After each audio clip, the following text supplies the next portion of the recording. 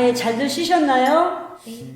이번 체크 때는 이제 GPL 투자를 해서 이자가 쭉 들어오다가 이제 연체가 되면, 연체가 길어지면 기한이익 상실이 된다.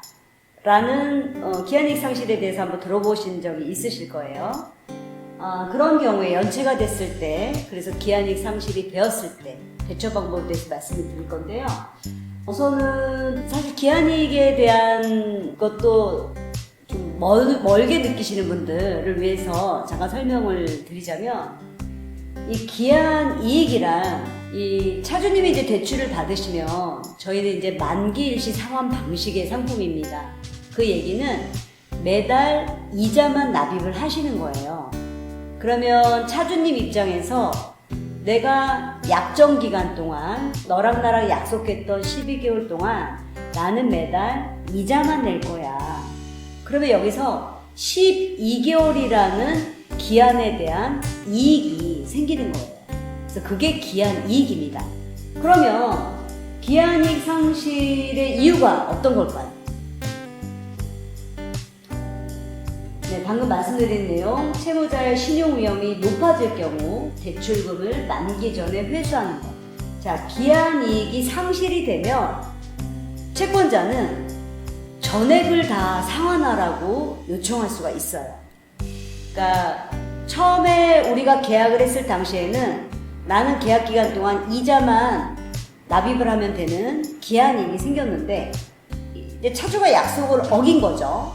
매달 이자 납입이 안 돼서 일정 기간이 지나버리면, 보통은 신용대출은 30일, 담보대출은 60일, 이렇게 2개월인데요.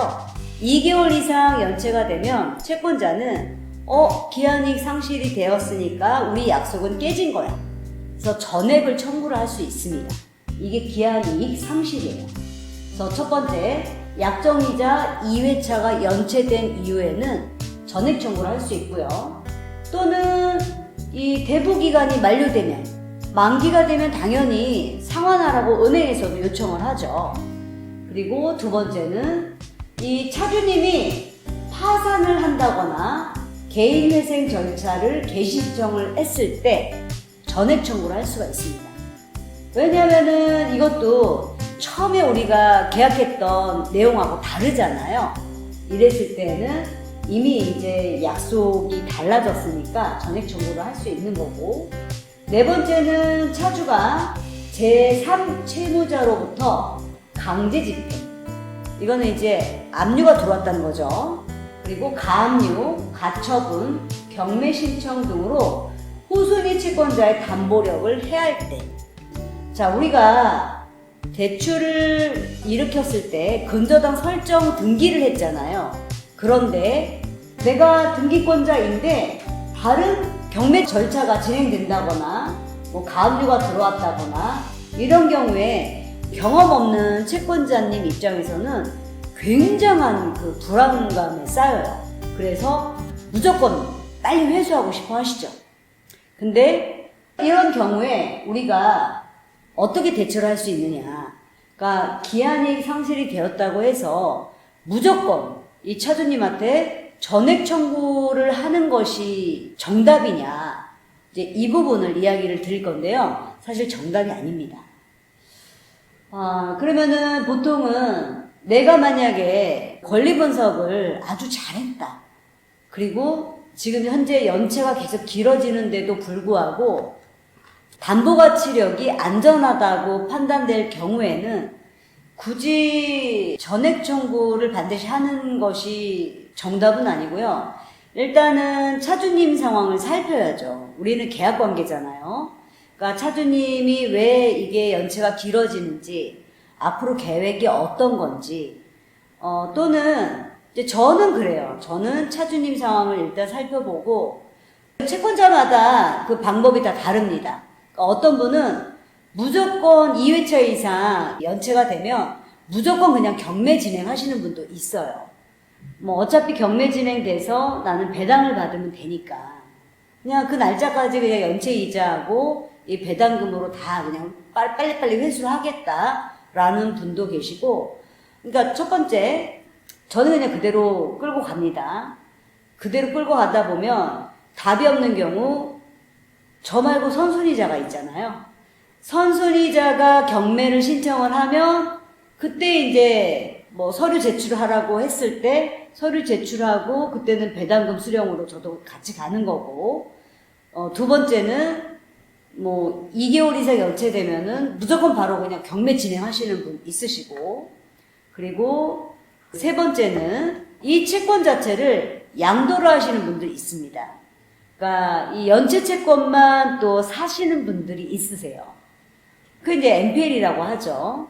그러니까 양도를 하시는 분이 있고, 그리고 대부분은 이게 자연스럽게 내가 경매 신청을 하고 안 하고를 떠나서 대부분 저희가 이제 경험에 의해서 스토리를 보면 현재 금리가 많이 올랐잖아요. 그래서 이 차주님들이 담보대출은 다 집집마다 있어요. 금리는 올라서 내가 상환해야 되는 금액은 늘었는데 우리 급여는 그대로고 뭐 또 물가도 많이 올랐고, 그러니까 차주님 입장에서는 물가도 오르고 뭐 애들 교육비며 생활비며 대출 이자, 그러니까 매달 이 급여는 똑같은 급여인데 지출해야 되는 금액이 나는 아무것도 안 했는데 늘었어요, 지금 상황이. 그러다 보니까 차주님들이 이게 들어오고 나가는 돈이 맞지가 않으니까 이 부족한 금액만큼 추가 대출이 필요하셨던 거예요. 그래서 저희 쪽에 추가 대출금을 받으셨는데, 어떻게든 이거를 유지를 하시다가 이 차주님도 이제 판단을 하시죠. 내가 해결 방법이 있으면 이거를, 지금 부동산가도 많이 지금 하락한 상황이잖아요. 그러니까 차주님 입장에서도 이게 좀 기다려보면 조금 더 뭐 높은 가격으로 좀 내가 매도하고 싶잖아요. 그래서 이게 지켜봤는데 도무지 이게 답이 없다. 이거 내가 이 빚으로 이걸 해도 이게 좀 턴할 뭐 상황이 안 보인다. 또는 턴할 때까지 내가 버텨야 되는데 내가 지금 버틸 수 있는 그 여력이 안 된다 라고 판단이 되시면 차주님들이 집을 매매를 내놓습니다. 근데 지금 매매를 내놓은 지가 여러 달 지났는데도 매매가 이루어지지 않아요. 근데 요즘에 지금 매매가 과거보다 몇 개월 전보다 매매가 굉장히 잘 되고 있는 것 같아요. 그래서 지금 요즘에 좀 조기 상환이 많이 들어오고 있습니다. 그러니까 이 매매가 돼서 그 잔금을 이루어야 되기 때문에 그때는 무조건 그냥 잔금 날짜에 맞춰서 상환이 들어올 수밖에 없는 거죠. 질문 하나 드려도 돼요? 네.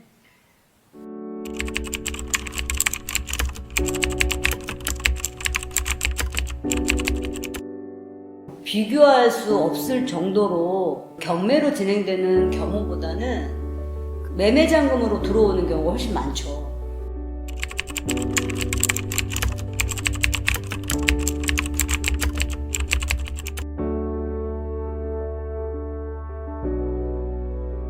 네, 그렇죠. 그러니까 대부분의 채권이 사실 저희가 이제 12개월 약정 기간이니까 이게 이제 차주님들도 대출을 받으셨다는 것은 이 차주님들도 어떻게든 지금 버티고 싶으신 거거든요. 그러다 보니까 차주님들 생각에 이게 1년 만에 이게 턴을 하겠냐, 약정 기간이 너무 짧다라는 말씀들 많이 하세요. 근데 이게 거꾸로 차주님 입장에서 20%는 안 돼요? 저 19%로 하면 안 돼요? 라고 물어보신 분들은 이미 매매를 내놓으신 분이신 거예요. 그게 이제 경험이 없는 채권자들은 그거를 모르겠지만 이제 투자를 여러 번 해보시면은 이 차주님이 거꾸로 높은 이자를 원하시는 분들이 간혹 있습니다. 그분은 매매가 되면 곧 상환할 거기 때문에, 그러니까 이 연평균 이자는 몇 달치가 훨씬 싼 거잖아요. 그러다 보니까 뭐 19%로 하고 조기상환수를 1%로 한다든가. 그러니까 굉장히 똑똑한 차주님이신 거죠. 그래서 아마 지난번 그 영상을 보셨으면 아시겠지만 이 채권자 입장에서도 차주님 입장에서도 이 금리와 조기 상환 수수료를 내가 이 구조를 알면 작전을 펼쳐서 나한테 유리한 조건으로 대출을 받으시고 대출을 해주고 이럴 필요성이 있는 거죠. 그러니까 대부분의 GPL 채권은 자동 연장이거나 또는 조기 상환 딱 이 둘 중에 하나인데 대부분의 조기 상환은 매매가 가장 많습니다. 그러니까 결국에 이제 차주님 입장에서 판단을 하시는 거죠. 내가 여기 더 이상은 안 되겠다. 왜냐면은 내가 계획이 없이 그냥 끝까지 딸려가는 시간을 끝까지 가버리면 결국에는 경매까지 갈 수도 있어요. 그래서 저희 같은 경우는 그 차주님하고 좀 이야기를 나눠보고 조금 어려운 말씀이긴 하지만 제안을 하는 경우도 있습니다.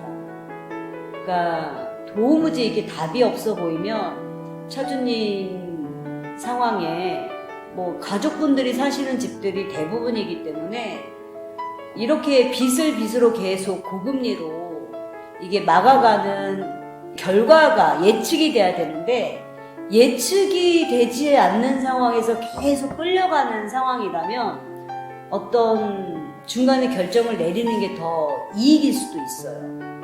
그러니까 최소한 매매를 하고 이 시장에서 나갈 경우에는 가족분들하고 집을 얻어서 나갈 수가 있는데 이게 끝까지 그냥 딸려가는 식으로 끝까지 그냥 경매까지 가는 경우에는 차주님 입장에서 진짜 내 집을 다 그냥 채권자들이 갈라갖고 나한테 얻을 것이 없는 경우가 벌어지면 안 되잖아요. 어쨌든 차주님들도 저희들 입장에서는 고객님이시고 뭐 채권자도 고객님이시고 마찬가지 입장이기 때문에 그래서 대부분은 기한이익 상실 사유가 발생을 하더라도 이 채권자마다 대처하는 방법은 다양하게 있고 대부분은 매도 정산으로 끝나는 경우가 확률적으로 가장 많습니다. 네, 그리고 채권자 입장에서 뭐 무조건 2달 이상 연체가 됐다고 해서 자기의 권리이지 않냐, 전액 다 상환해라. 굳이 이럴 필요가 없는 게 만약에 뭐 17 플러스 3이다 그러면은 정상이자 17%로 받다가 일단 연체가 되면 이 차주님이 또 20%라는 고금리를 또 부담을 하셔야 되는 거고 채권자는 그 부분이 또 수익이잖아요. 그러니까 오늘 받든 한 달 뒤에 받든 3개월 뒤에 받든 4개월 뒤에 받든 차주 입장에서는 내가 줘야 될 이자 주면 그만인 거고 채권자 입장에서는 받으면 되는 거잖아요. 그래서 이게 처음에도 계약관계, 끝까지도 이 계약관계를 우리가 얼마나 서로 합리적인 협의에 의해서 협상이 서로에게 맞으면 되는 거거든요. 그래서 우리가 이 GPL 시장은 사실은 기존에 많이 하는 룰이 있기는 합니다만 얼마든지 앞으로도 이 채권자에 따라서 또 차주님과 대화를 나누면서 만들어가는 그런 시장입니다. 그래서 저희가 1인은행 말씀을 드리는데요. 이 채권자가 대부업자라는 생각보다는 이 대부업 대표님들 한 분 한 분이 나는 은행이다라는 그런 생각을 가지고 임하시면 굉장히 서로에게 좋을 것 같습니다.